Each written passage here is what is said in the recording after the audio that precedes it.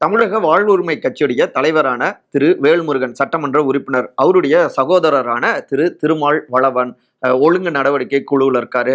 அவரு சமீபத்துல தைலாபுரம் போய் மருத்துவர் திரு ராமதாஸ சந்திச்சாரு.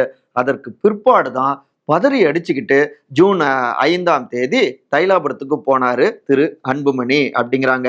என்னன்னு விசாரிச்சா, பாமகவுல ஒரு காலத்துல முகங்களாக இருந்தவங்க, முக்கியமானவங்க, ஆக்டிவாக செயல்பட்டவங்க, அவங்க எல்லோரையும் மறுபடியும் பாமகவுக்கு கீழ ஒருங்கிணைக்கிற முயற்சியில ராமதாஸ் ஈடுபடுறாரு.